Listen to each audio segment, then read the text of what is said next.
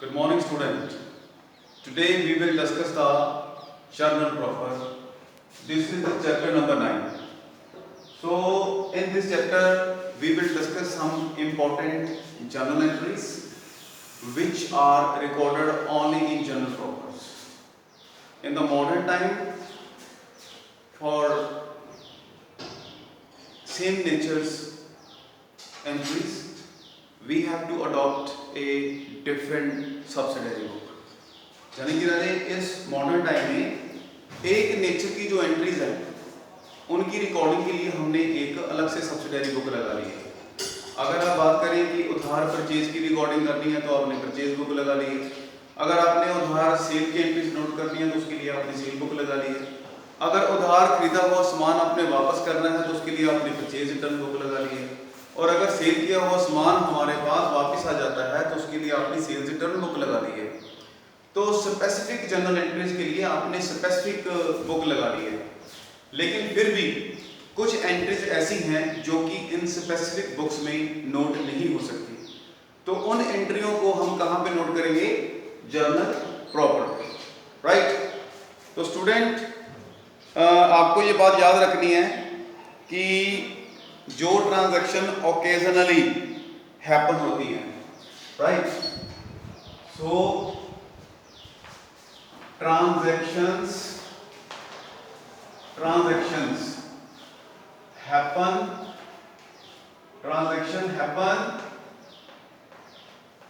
occasionally.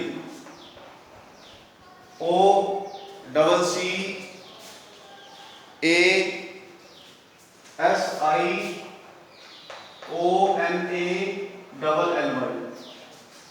So transaction happen occasionally will be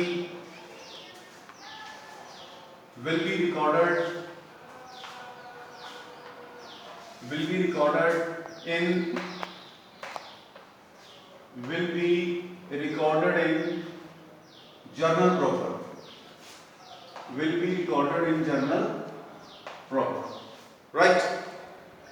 तो student आपको ये बात याद रखनी है कि जो जर्नल प्रॉपर है इसको राजे इस बुक को रेजिड्यूरी बुक भी कहा जाता है। रेजिड्यूरी बुक कहा जाता है जिस बुक में आप ऐसी ट्रांजैक्शन नोट करोगे जो ओकेजनली होती हैं। और रेजिड्यूरी बुक के अलावा इसका जो सेकंड नेम है वो जनरल जर्नल भी है और आप इसको जर्नल प्रॉपर भी कह सकते हो। इस बुक का नाम जनरल प्रॉपर भी है, राइट। तो राजी कुछ ऐसी एंट्रीज जो कि जितनी भी हमने अलग अलग स्पेसिफिक बुक्स लगाई हैं जैसे कि purchase book, sales book, purchase return book, sales return book, इस तरह की बुक्स में जो ट्रांजैक्शन रिकॉर्ड नहीं हो सकती उनको हम राजी जर्नल में रिकॉर्ड करते हैं, तो उनकी हम जर्नल एंट्रियां करते हैं। इसमें राजी हम बात करेंगे कि कौन कौन सी ऐसी एंट्रीज हैं जिनको हमें यहाँ नोट करना पड़ता है। तो राजे सबसे पहले हमारे पास जो है वो है ओपनिंग एंट्री। जो ओपनिंग एंट्री है यदि ये ना तो परचेज बुक में नोट हो, ना सेल बुक में, ना परचेज रिटर्न बुक में, ना सेल्स रिटर्न बुक में, तो हमें इसको जनरल प्रॉपर में नोट करना है, राइट। सो ओपनिंग एंट्री के बाद हमारे पास है क्लोजिंग एंट्री। क्लोजिंग एंट्री जो है इसको भी हमने जनरल प्रॉपर पे नोट करना है। और आगे मैं आपको बात करूंगा एडजस्टमेंट एंट्रीज,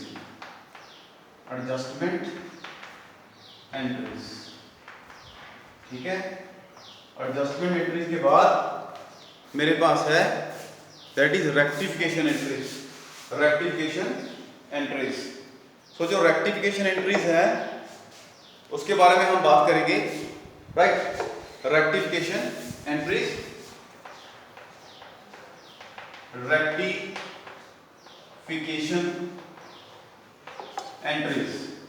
ये जो रेक्टिफिकेशन एंट्रीज हैं इसकी भी हम जो एंट्रीज है वो किस में करेंगे? जनरल प्रॉपर में।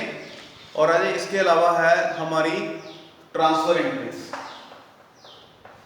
इसके बाद है हमारे पास ट्रांसफर एंट्रीज, ट्रांसफर एंट्रीज।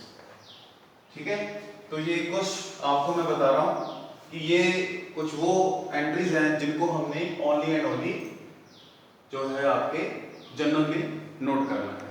ठीक है, चलिए आए सबसे पहले अपन डिस्कस करेंगे ओपनिंग एंट्री के बारे में। राइट, अब ये ओपनिंग एंट्री होती क्या है, आपको ओपनिंग एंट्री के बारे में बताएंगे। ओपनिंग एंट्री होती क्या है? तो जो ओपनिंग एंट्री है इसमें क्या होता है कि या तो आप कोई नया बिजनेस शुरू करोगे और बिजनेस में कुछ कैश वगैरह लेकर आओगे या कुछ एसेट्स लेकर आओगे, लोन लेकर आओगे, तो उसकी भी ओपनिंग एंट्री होती है। ओपनिंग एंट्री बेसिकली कुछ इस तरह के बैलेंसेस हैं जो कि पिछले साल के बचे हुए हैं एसेट्स और लायबिलिटीज के, और उन बैलेंसेस से आपने नया साल शुरू करना है।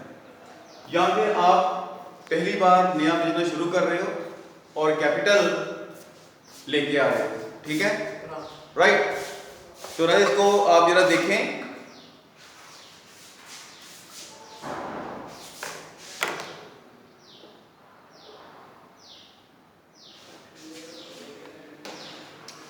राइट स्टूडेंट, तो स्क्रीन पे आपको ओपनिंग एंट्री के बारे में बताया जा रहा है।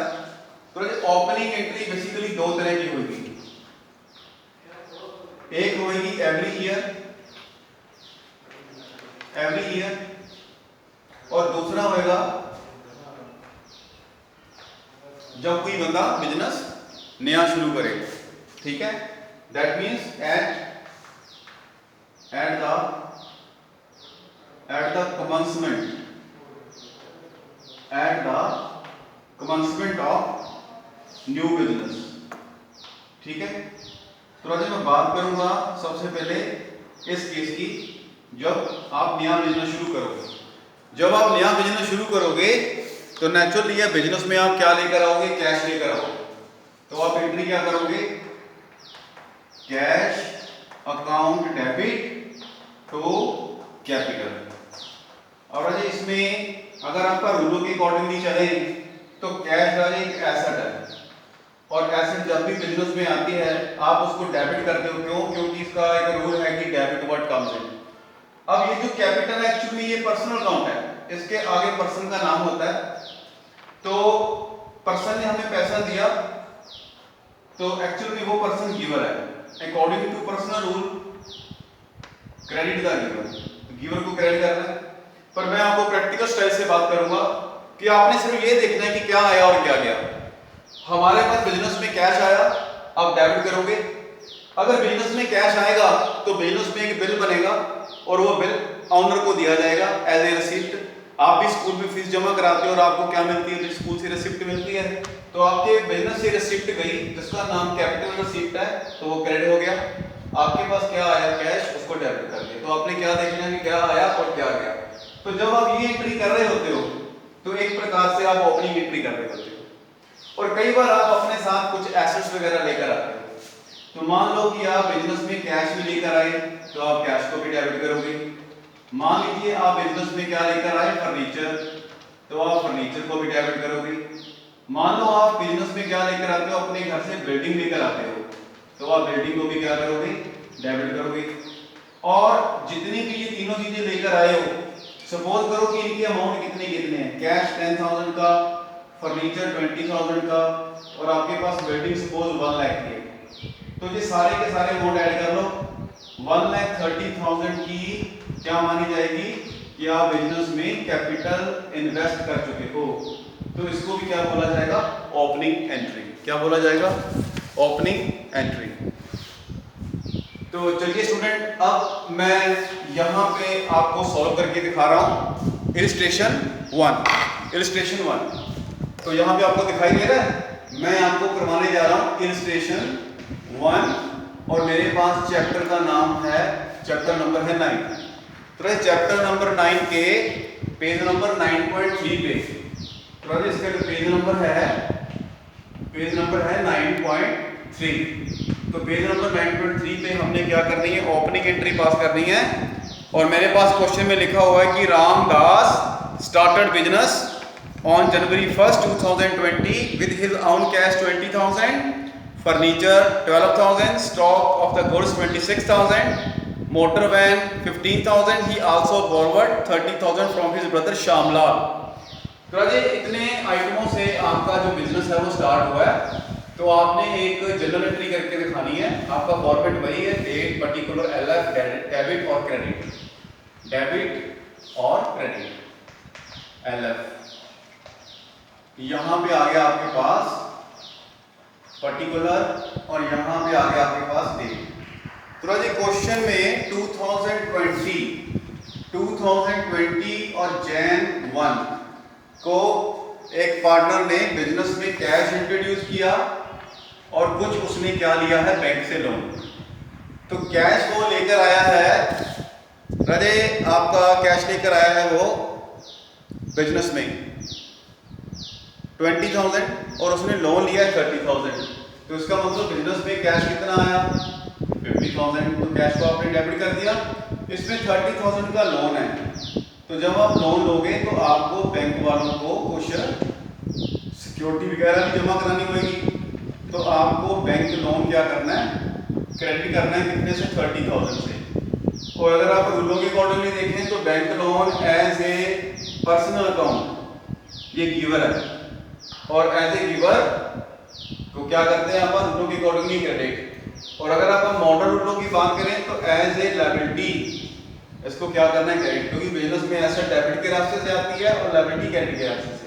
हमारे पास बिजनेस में एसेट आई 20 + 30 50,000 की, डेबिट कर दिया। अब हमारे पास लायबिलिटी कितनी गई, 30,000 से, वो आपने क्या कर दी, क्रेडिट कर दी। इसके बाद जो बिजनेसमैन है वो बिजनेस में फर्नीचर भी लेकर आया, तो फर्नीचर फिर एसेट है। आपको जो भी मिल रहा है बिजनेस में उसको डेबिट करते जाना है, जो कुछ भी लेकर आ रहा है। उसके बाद वो स्टॉक लेकर आया, तो आपको स्टॉक भी क्या कर देना है, डेबिट कर देना है। एक को लेकर आया मोटर व्हीकल, और जो मोटर व्हीकल आया है, मोटर व्हीकल्स को भी क्या कर देना है, डेबिट। तो ये जो फर्नीचर है वो 12,000 का है, आपने डेबिट कर देना है। और वो स्टॉक लेकर आया है 26,000 का, वो भी डेबिट कर देना है। और जो मोटर व्हीकल है वो लेकर आया 15,000। तो जितना भी वो लेकर आया है अमाउंट जिसको आपने डेबिट किया है, सारा का सारा क्या माना जाएगा, कैपिटल। अगर आप इन 4 फिगर्स को ऐड कर दें तो हमारे पास जो कैपिटल का अमाउंट बनता है वो बनता है 73,000। तो आप नीचे नरेशन जरूर दोगे, क्या लिखोगे कि being the business started, being the business started, right. तो इस प्रकार से आपने इलस्ट्रेशन 1 की क्या कर ली है, ओपनिंग एंट्री पास कर ली है। तो सभी स्टूडेंट का जो होमवर्क है कि वो इलस्ट्रेशन 1 की स्टेटमेंट और उसका सॉल्यूशन नोट कॉपी पे नोट करें, और साथ में जो फॉलो अप है उसकी भी स्टेटमेंट नोट करनी है और उसको खुद सॉल्व करके भी देखना है, राइट। तो ये जो मैंने आपको बताई है जनरल प्रॉपर, ये रहते, इसमें हमने बात की है at the commencement of new business. अगर आप नया बिजनेस स्टार्ट करोगे तो आपको इस तरीके की जनरल एंट्रियां करनी पड़ेंगी। बात समझ में आ रही है, ओके।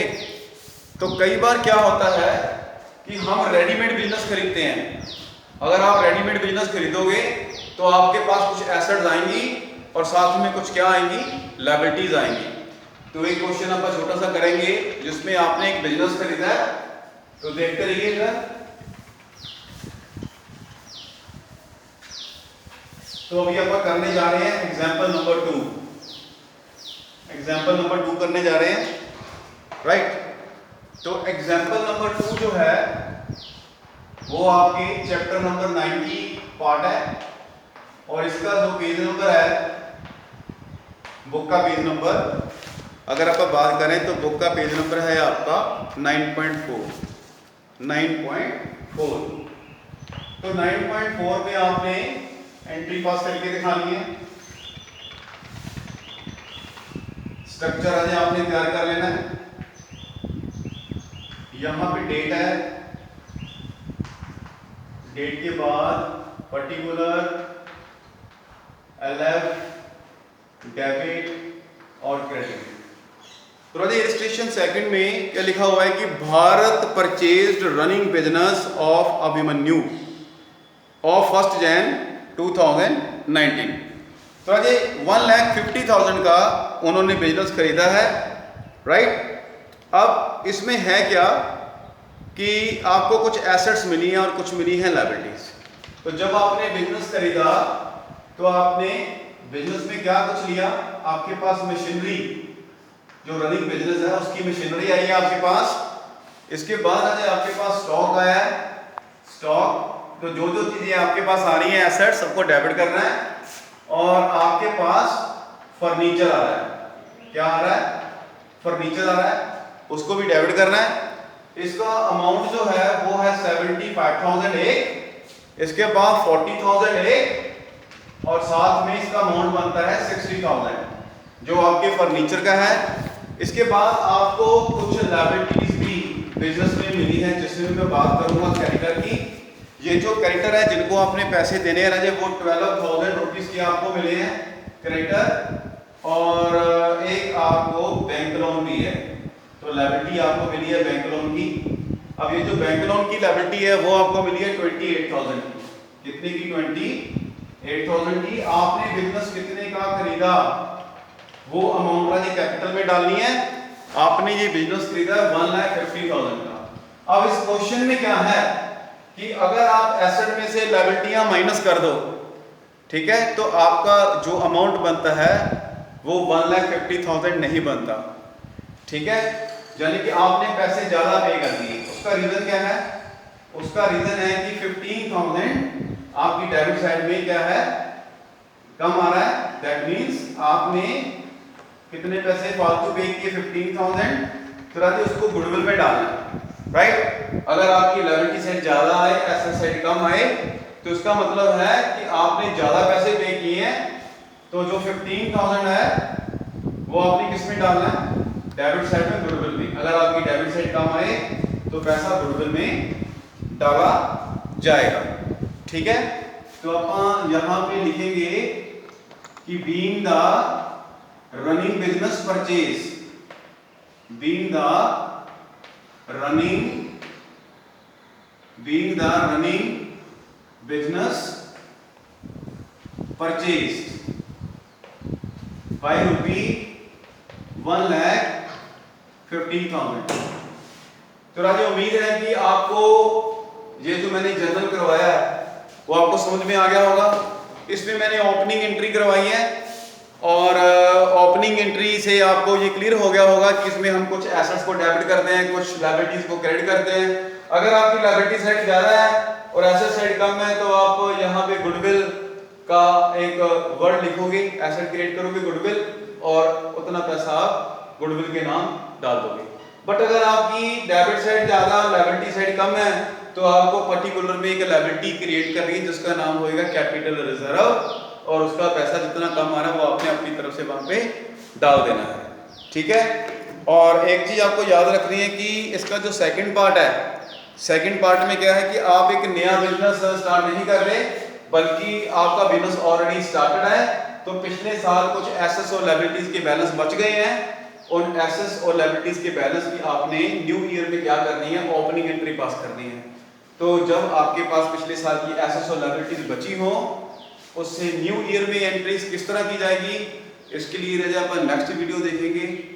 तब तक आप इस वीडियो को देखें, एग्जाम्पल नंबर 1 और 2 अपनी कॉपी पे, नोटबुक पे स्टेटमेंट के साथ नोट करें, और इनके साथ जो फॉलो अप हैं उनको भी आपने ट्राई करना है। स्टेटमेंट और सोल्यूशन कॉपी पे नोट करना है, और अगर कोई प्रॉब्लम आए तो ऑनलाइन क्लास में डिस्कस करना है, राइट।